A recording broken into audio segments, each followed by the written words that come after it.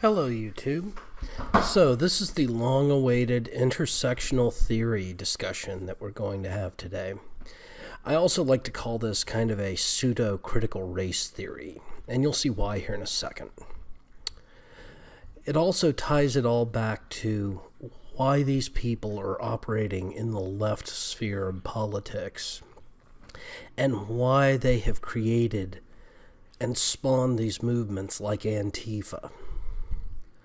So the first thing we need to know is, what is the intersectional theory or intersectional feminism or whatever type of intersectionality you're talking about here when it comes to this sociology concept?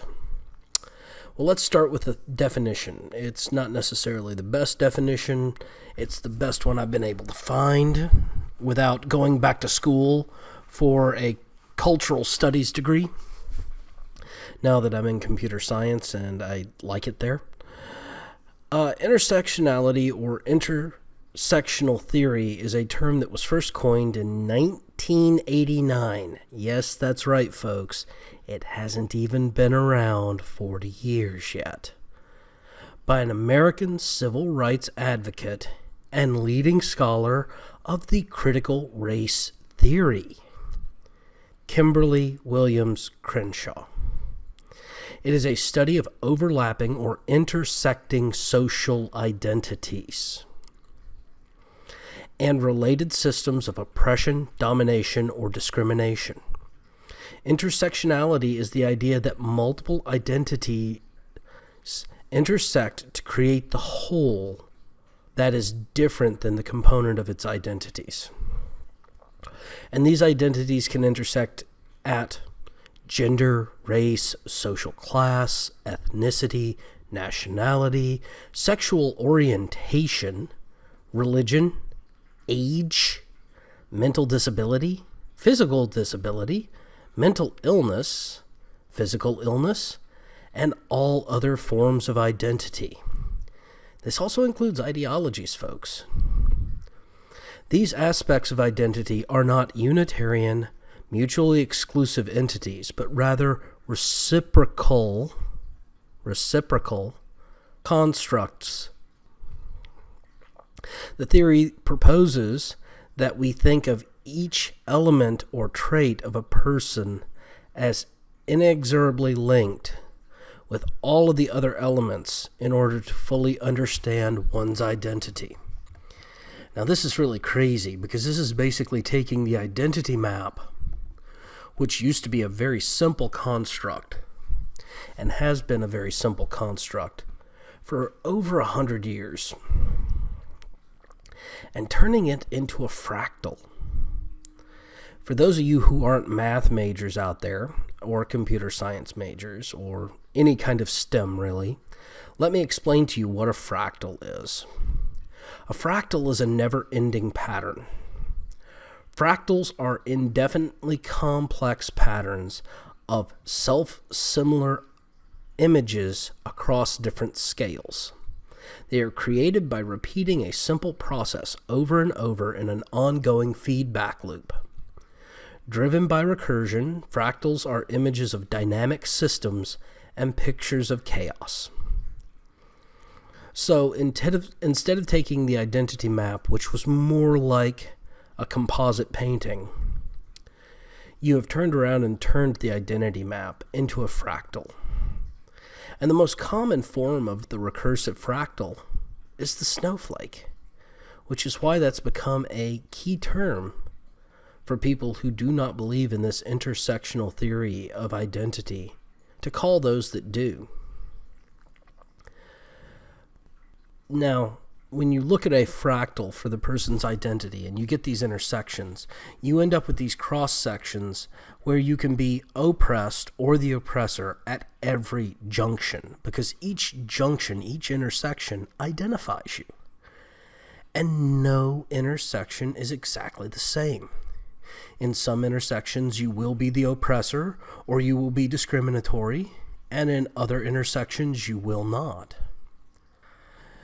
So, this is why we have social justice warriors that believe that everybody is racist, everybody is bigoted, everybody is homophobic. Well, I bet right about now you're saying, okay, veteran, I see where you're going with this. But how does that get us to where we are right now? I mean, we've got people who have been rioting in the streets and setting fires over individuals like Milo Yiannopoulos wanting to come speak somewhere. Well, that's fairly simple. Since everything that makes you up is part of your identity, this includes music, TV, books, websites you visit, YouTube videos you like, channels you subscribe to, things that you feel, well, then you have some form of prejudice that intersects at all of these actions. So, I'll give you an example. Do you like the Steve Harvey Show? Well, I have to say no. Now, under this intersectional theory, along with critical race theory, that makes me racist because I'm not watching the black guy, Steve Harvey's TV show. Well, I just don't like the Steve Harvey Show. I've tried to watch it. Just didn't interest me. I would much rather be doing something else, like watching, say, Tommy Sotomayor, who is also a black person, but I get more out of watching his show because I get to hear things from different perspectives that are similar to my own, but not so similar that we agree on everything. So why does this matter to us? Well, the actions of taking everyone and breaking them up into these little bitty aggrieved groups, you start echoing each other's ideas. You start creating an echo chamber by doing this. And because you've been brought into these teeny tiny little groups of very, very specific traits, and you've been isolated into them, instead of being looked at as a whole person with whole ideas, you're now looking at getting your group's demands of redress or issues taken care of. Because now you have power. You're not a lone individual who happens to have this trait. You're a group of people who all have this trait, and therefore all of you need redressing. And because you're a member of thousands of teeny tiny little groups, it never ends. This is the danger behind this intersectional theory of critical race theory and of identity politics.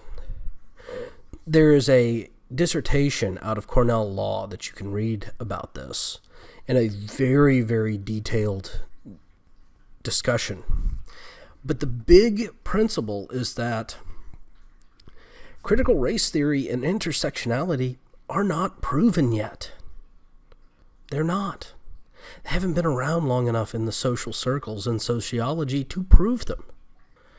And yet you have these academics who are using it to teach from. And you've got alternative media stars who are using it to indoctrinate new kids. You've got feminists who are using it to try to push law and change social fabric. And the reason is because everyone is racist, everyone is sexist, everyone is bigoted, everyone is homophobic, transphobic, etc. If you're a woman and you don't agree with feminists, well, then you've got internalized misogyny. So you're sexist against your own kind. If you're a black person and you don't vote with the black party line, then you're racist against your own people. If you're a trans person and you don't believe in the transitioning of individuals under the age of 18, then you've got internalized transphobia. This is what happens when we divide everybody up into these little groups. And everyone at that point becomes so aggrieved, so trod upon, that they feel that they have the right to call anyone and everyone who disagrees with them some sort of bigot, because everybody is both a bigot and a victim at the same time. Everybody is both prejudiced and being oppressed at the same time. So if somebody disagrees with you, it's all right to call them a name, because that's what they're doing. They're being that thing, at least under this theory. And so this theory has basically taken us from a society of reason, from a society of laws, from a society of people who love freedom, back to that which we fought. So I present it to you like this. Those who are espousing the intersectional theory as fact are the ones creating fascists and communists in this day and age. They are the Karl Marx of our era. They are putting together a concept of collectivism based on aggrievement status, victim status. They are creating the new proletariat movement. And anybody who disagrees with them will have to be wiped out and all of their things, all of their possessions, all of their capital taken so that they can redress the issues that have been put forward to them. This is why we see calls for reparations. This is why we see professors at universities demanding reparations and telling people that white people need to create individual reparations accounts. This is what we've come to. The average American is now the oppressed American, because those who are claiming oppressed status have become the new fascists of the future. Well, I want to thank you today for joining me for this. As always, I am including a description below, as well as some citations for this description, including the citations for the definition of intersectionality that I'm using, the definitions of fractals that I'm using, and even a link to the Cornell Law University's website for the dissertation I quoted. I'm also including a link to my Minds page. That is Minds, MINDS.com. And you can find me there as Veteran Mountain Man, same as here on YouTube. If you've liked this presentation, please like and subscribe, and let me know how I'm doing. Thank you all, and have a good night.